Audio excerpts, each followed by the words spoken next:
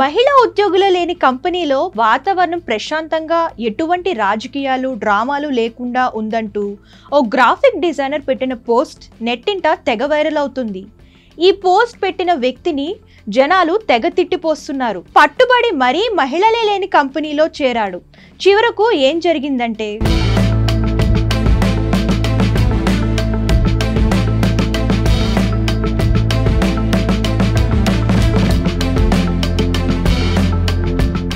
ఈ ఆధునిక కాలంలో మానవ సమాజం ఎంతో పురోగతి సాధిస్తున్నా కొందరు మాత్రం బూజుపట్టిన భావాలతో ఉంటున్నారు. తాము చేస్తున్నది తప్పని గుర్తించలేకపోవడమే కాకుండా ఈ తప్పుడు భావాలను ఇతరులతో అవివేకంగా పంచుకుంటున్నారు. అయితే ఇది సోషల్ మీడియా జమానా కాబట్టి జనాలు ఇలాంటి వాళ్లకు ఎలాంటి మొహమాటం లేకుండా ఇచ్చి పడేస్తున్నారు. ఇందుకు సంబంధించి తాజాగా మరో ఉదాంతం తెగ వైరల్ అవుతుంది.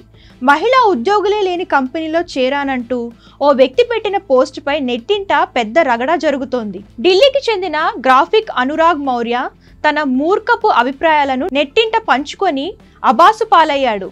జనాలు అతన్ని తలంటేస్తున్నారు.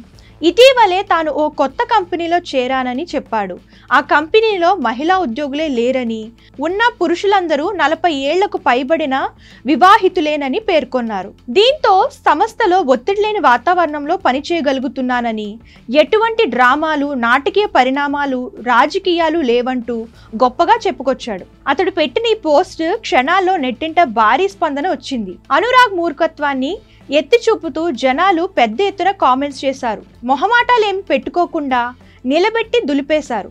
సంస్థల్లో రాజకీయాలను, నాటకీయతకు మహిళలే కారణమని భావించడం ఎంతవరకు సబబని కొందరు ప్రశ్నించారు. సార్, నేను 20 మంది సభ్యులున్న టీంలో పనిచేస్తున్నా.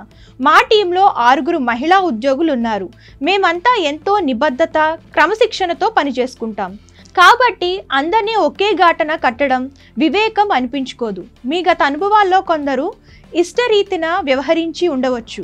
టీములలో మహిళలు ఉండటం కూడా ఎంతో ముఖ్యం అని ఓ వ్యక్తి అత్యంత మర్యాదగా సమాధానమిచ్చారు. మరికొందరు మాత్రం అనురాగ్ను దుమ్ము దులిపి వదిలిపెట్టారు. నీ ఆలోచన తప్పు బ్రో. రాజకీయాలకు ఆడమొగ తేడాలు ఉండవు.